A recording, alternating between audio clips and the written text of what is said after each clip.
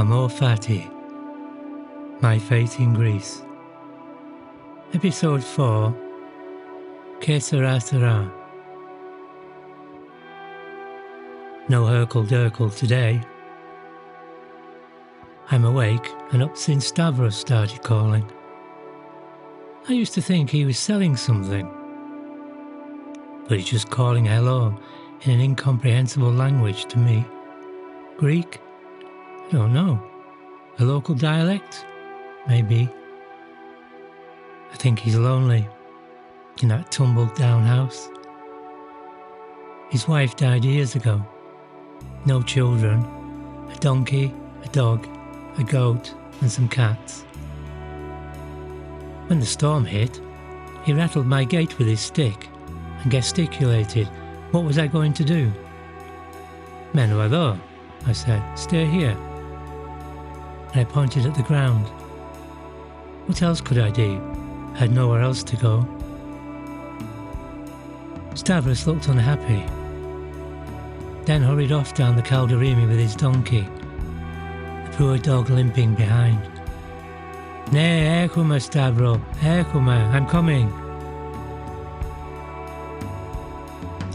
Time to put the kettle on. Maya always used to say, do something. Watch kettle never boils. I reckon time's subjective. Learning how to wait is therapeutic. I'm dying for a cuppa though. Talking of dying, I suppose Ingrid had little morning rituals. Yawning, stretching, washing, making a drink. Or if she drank tea too. She won't be doing it anymore. Unless they have a tea urn in heaven. Or hell. Should boil quickly enough there. Not that I knew anything about Ingrid's habits. Seems indecent even to think about it. I didn't know her very well. Axel did. I bet he knew all her little secrets. I always knew what Maya was doing in the mornings. She was like a whirlwind. She'd leap out of bed, rush to the bathroom, shower, back to the bedroom, rifle in her knicker drawer, dress, brush her hair, clatter down the stairs, rattle round in the kitchen, search the living room, where's my keys? And out, slamming the front door. I'd still be in bed, blinking and luxuriating in the extra half hour. Still only a few days since the storm. Feels longer. At least I can get to the village now. Pavlos is so kind. He brings me bags of food. I can see he's reluctant to accept any money in return. This is where I was standing when the skies opened. Not looking good, I thought at the time. Sombre blue-black clouds billowing around, thunder booming, lightning crackling. Then the rain lashed down like I've never seen before. Hours of it, non-stop. Sheets of it down the windows. I ended up with buckets and bowls placed strategically around the room. I put some bowls outside to collect water. Boiled it on the gas ring. This tea's nice. Now where did I get it? Was it from Pavlos? God, that storm was something else, frightening. Then, pop, the lights went out. No electricity, no water. 3 days of chaos. I slept most of the time, mostly because I was terrified. When I woke up, it was like nothing had happened, calm as you like. But I was sure there must be a lot of damage. That's why I went up the path towards the village. As I was on my way up, I actually wondered if I was the only one left alive. A strange feeling. A slight panicking feeling. Mind you, it's like that up here sometimes, solitude. There's days when I hardly see a soul, except maybe for Pavlos. As I passed, I noticed Axel's little house, Hypotu, was deserted. No sign of him or his hangers-on. Where is he? And Hans? And the others? Grigoris was standing with one foot on the remains of a wall, an impotent witness of the devastation.